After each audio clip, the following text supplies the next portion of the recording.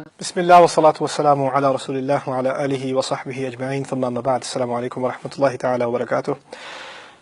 لولا اذ سمعتموہ، اب اللہ نے ہم سے خطاب کیا. یعنی پہلی بات تھی جو کہا تھا ہم سب سے کہ تم اس کے بارے میں یہ مت سمجھنا کہ یہ کوئی بری بات تھی، یہ تمہارے لیے اچھا تھا. اب اچھا میں بھی تمہیں ڈانٹ تو پڑنی ہے، پھر بھی تم نے کیا غلطیاں کی تھی. پہلی بات لولا، ایسا کیوں نہیں ہوا. لولا جب شروع میں ہوتا ہے نا آیات کے، تو اس میں ایک طرح سے اللہ تعالیٰ سوال پوچھتے ہیں تم نے یہ کیوں نہیں کیا، تم نے ایسے کیوں نہیں کیا، تمہیں یہ خیال کیوں نہیں آیا. اب اس بات باقی آیت کو سمجھیں.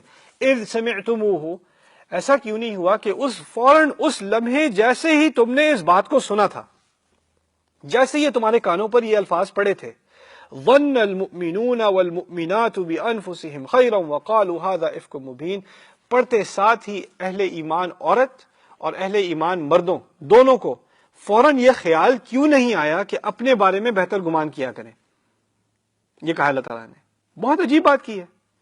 میری توقع، آپ کی توقع یہ تھی، اللہ تعالیٰ کہتے کہ یہ ایسا کیوں نہیں ہوا کہ سنتے ساتھ ہی تم نے یہ نہیں کہہ دیا کہ انہوں نے نہیں کیا ہوگا، ان کے بارے میں تمہیں بہتر گمان کیوں نہیں ہوا. اللہ تعالیٰ نے یہ نہیں کہا. اللہ تعالیٰ نے اس طرح کہا ہے کہ تمہیں ایمان رکھنے والے مردوں اور ایمان رکھنے والی عورتوں کے بارے میں بہتر خیال کیوں نہیں ہوا. اس طرح سے تو تقریباً یہ بات کی جا رہی ہے جب تم نے کسی اور کے بارے میں یہ بات سنی تو تمہیں فوراً یہ خیال کیوں نہیں آیا کہ مجھے اپنے بارے میں بہتر گمان ہونا چاہیے. آپ ہی تو اہل ایمان میں سے ہیں، بات تو کسی اور کی ہو رہی ہے، آپ کو اپنے بارے میں گمان کہاں سے آ گیا. رسول اللہ صلی اللہ علیہ وسلم کہتے ہیں المسلم مرآۃ المسلم، ایک مسلمان دوسرے مسلمان کا آئینہ ہے. آپ نے سنا ہوگا پہلے. کیا معنی ہے آئینہ ہے؟ آئینے کا کیا مقصد ہے؟ جو سامنے ہے وہ میں ہوں، جو اگر وہ گندا ہے تو میں گندا ہوں، اس کے کپڑوں پہ دھبا ہے تو میرے کپڑوں پہ دھبا ہے، اس پہ زخم ہے تو مجھ پہ زخم ہے، اس کے دانت نہیں صاف تو میرے دانت نہیں صاف، اس پر الزام لگایا جا رہا ہے تو کس پہ؟ مجھ پہ الزام لگایا جا رہا ہے. یہ تو آئینہ ہوتا ہے. پھر ہماری امت کے بارے میں کہا ہے کہ جسد، یہ پوری امت تو ایسے ہے جیسے ایک جسم. اگر ایک ہی جسم ہے تو ہمیں کسی اور کے بارے میں اسی طرح سوچنا ہے جیسے ہم اپنے بارے میں سوچتے ہیں. یہ فوراً خیال آنا چاہیے جب کسی کے بارے میں بات ہو رہی ہو کہ آپ اپنے آپ کو اس آئینے میں ڈال دیں. یہ بات آپ اسی وقت امیڈیٹلی پریٹینڈ کریں میرے بارے میں ہو رہی ہے. آپ کا کیا ریاکشن ہوتا؟ آپ کے بارے میں بات ہو رہی ہوتی تو آپ کا کیا ریاکشن ہوتا؟ سراسر جھوٹ ہے، آگے بکواس کرنے کی ضرورت نہیں ہے، جھوٹ ہے، میں نہیں آگے بات کرتا. کسی اور کے بارے میں بات ہو رہی ہوتی ہے تو اچھا اور کیا سنا ہے، اور اچھا واقعی اپنے بارے میں تو آپ کبھی واقعی نہ کہتے. ظن المؤمنون والمؤمنات بانفسهم خیرا، اپنے بارے میں اہل ایمان مردوں اور اہل ایمان عورتوں کو اپنے بارے میں زیادہ بہتر خیال ہونا چاہیے تھا. یہاں مؤمنون اور مؤمنات کے لفظ سے بھی بڑی لطیف بات نکلتی ہے کہ ایسا خیال کہ ایسی گندی بات سن کر ان کو فوراً احساس ہو کہ یہ بات کسی اور کے بارے میں نہیں میرے بارے میں کی جا رہی ہے. یہی ایمان کی علامت ہے. جن لوگوں کا ایمان میچور ہو چکا ہوتا ہے صرف وہی اس قسم کے سوچ کے قابل ہوتے ہیں. اگر آپ میں یہ سوچ ابھی نہیں ہے تو اس کا مقصد ہے آپ میں وہ پکا ایمان ابھی نہیں ہے. ایمان کے یہ جو لٹمس ٹیسٹ ہیں یہ دکھائے جا رہے ہیں ہمیں. ظن المؤمنون والمؤمنات بانفسهم خیرا، کیا عظیم بات کی ہے. دوسرا یہاں کہا ہے کہ دیکھیے ایک مزید بات یہاں سمجھا دوں، اشارے کے طور پر ہماری ماں کے بارے میں بھی کہی جا رہی ہے. اگر کوئی آپ کی والدہ کے بارے میں الٹی سیدھی بات کرتا ہے تو اس میں کوئی شک کسی کو نہیں ہوتا کہ وہ اصل میں آپ کے بارے میں الٹی سیدھی بات کر رہا ہے. میری اپنی شناخت، میری پرسنالٹی، میرا وجود میری ماں سے اس طرح جڑا ہوا ہے، اسی لیے میں ماں کے بارے میں کچھ سننے کا صبر نہیں کر سکتا. میں سن نہیں سکتا، میں چپ نہیں بیٹھ سکتا. اگر کوئی آپ کی ماں کے بارے میں بات کر رہا ہے وہ آپ کے بارے میں بات کر رہا ہے. اگر عائشہ رضی اللہ تعالی عنہ کے بارے میں بات ہو رہی ہے تو کس کے بارے میں؟ ہمارے بارے میں بات ہو رہی ہے. دیکھیے اس کا ایک بڑا عظیم واقعہ ہے. ابو ایوب انصاری کے بارے میں واقعہ آتا ہے. وہ گھر آتے ہیں تو ان کی وائف نے یہ جو سکینڈل ہے ہماری ماں کے بارے میں، اس کے بارے میں کچھ سنا. وہ عائشہ سے بہت محبت کرتی تھی. دیکھیے آپ کسی سے محبت کرتے ہوں، ان کی عزت کرتے ہوں اور ان کے بارے میں کوئی گھٹیا بات سننے کو ملے، دل خراب ہوتا ہے.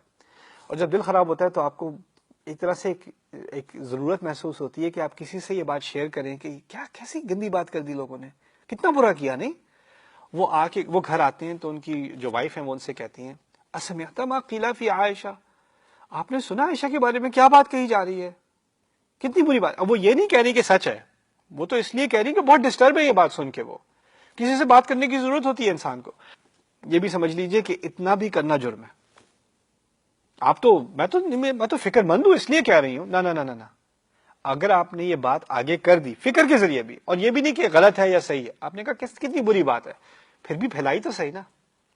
اب وہ دوسرا اس کے بارے میں کیا سوچے گا وہ آپ کے کنٹرول میں نہیں ہے. آپ کے ذہن میں کوئی بری نیت نہیں تھی لیکن کسی اور کے ذہن میں ہو سکتی ہے، یا اگر وہ آ کے فکر کر کے کسی اور سے کہہ دے وہ اس کے بارے میں کیا سوچے، شیطان آ کے اس کو کیا وسوسہ دے، وہ آپ کے کنٹرول میں کیسے ہے. ان چیزوں کے بارے میں خاموش ہونا چاہیے. اگر آپ کا بہت دل گھچتا ہے اور بہت بیٹھا ہوا ہے اور آپ کو بہت ضرورت ہے بات کرنے کی، پھر بھی چپ رہے. یہ ایمان کا تقاضا ہے. کیا کیا ابو ایوب نے؟ ان سے کہا سمعت ما قیل فی عائشہ، آپ نے سنا ہے عائشہ کے بارے میں کیا کہا جا رہا ہے؟ آگے سننا گواری نہیں کیا انہوں نے. کہتے ہیں نعم وذالک الکذب، ہاں سنا ہے، جھوٹ ہے. فوراً افکنتی ام ایوب، پھر کہتے ہیں کیا تو ایوب کی ماں یعنی بیوی ان کی، تو ایوب کی تو ایسی حرکت کرے گی؟ وہ تو عائشہ کے بارے میں بات کر رہی تھی، انہوں نے بہت احترام سے بات کی تھی، الٹا ان پر مسئلہ پڑ گیا. ان کا اپنا شوہر ان سے کہہ رہا ہے تم کبھی ایسی حرکت کرو گی؟ کہتی ہے لا، میں کبھی ایسی حرکت کیوں کر. کہتے ہیں پھر کہتے ہیں فعائشہ تو واللہ خیر منکی، عائشہ اللہ کی قسم آپ سے بہت بہتر ہے، آئندہ بات مت کرنا. انہوں نے کوئی بری بات تو نہیں کہی تھی. ہمیں کیا ادب سکھایا جا رہا ہے اس واقعے کے ذریعے کہ اس کے ایسی باتوں کے بارے میں ذکر چھیڑنا بھی، فکر کے ناطے بھی ذکر چھیڑنا، اداسی کے ناطے بھی ذکر چھیڑنا غلط ہے.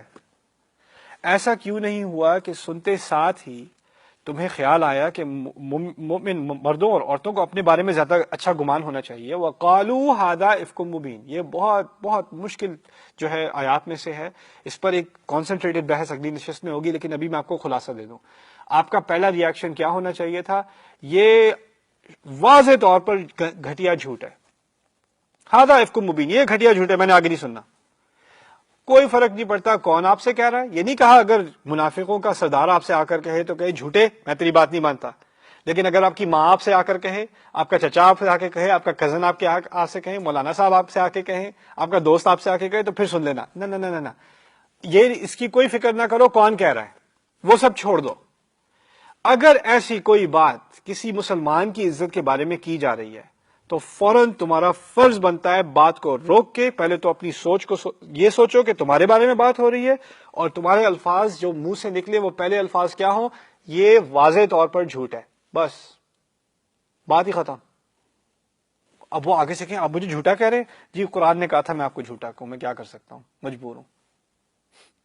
یہاں پر فرض بن گیا. اب عظیم ہدایت ہے قرآن کی، عظیم نشانی ہے اللہ تعالیٰ کی کہ کتنا اہتمام کیا ہے مسلمان کی عزت برقرار رکھنے کا. باتوں باتوں میں بھی کوئی آپ سے کہہ رہا ہے آپ کا اچھا ناتا ہے کسی کے ساتھ، کوئی بڑے ہیں آپ کے، کوئی دوست ہیں، کسی سے یہ کہنا کہ آپ جھوٹ بول رہے ہیں یا یہ بہت گھٹیا جھوٹ ہے، وہ تو آپ ان کی بے عزتی کر رہے ہیں نا. لیکن اللہ تعالیٰ نے جس انسان کی وہاں وہ موجود بھی نہیں ہے اور اس کے بارے میں یہ بات کی جا رہی ہے، اس کی عزت کو برقرار رکھنے کے لیے آپ نے اگر سوشلی اپنے آپ کو آکورڈ بھی بنانا ہے بنا دو. قرآن کا تقاضا ہے. اور یہ بھی ایمان کا امتحان ہے. کون کہے گا؟ دل میں تو آئے گا کہہ دوں کہ یہ نہیں کہ ایسے چلیں کوئی اور بات کرتے ہیں، یہ رہنے دیں. یعنی آپ کوئی پولیٹیکلی کریکٹ طریقے سے کوئی بات کو چینج کرنے کی کوشش کریں گے. قرآن کہہ رہا ہے نہیں، لوگوں کو افینڈ کرو، ایسی باتیں کرتے ہیں تو ان کے منہ پہ کہہ دو ہاذا افک مبین. کہا کیوں نہیں؟ ایمان والے ہو تو بولتے کیوں نہیں؟ جس طرح اپنے دفاع پر آتے ہو کسی اور مسلمان کی عزت کے دفاع پر بھی آیا کرو. بارک اللہ لی ولکم. السلام علیکم ورحمۃ اللہ وبرکاتہ.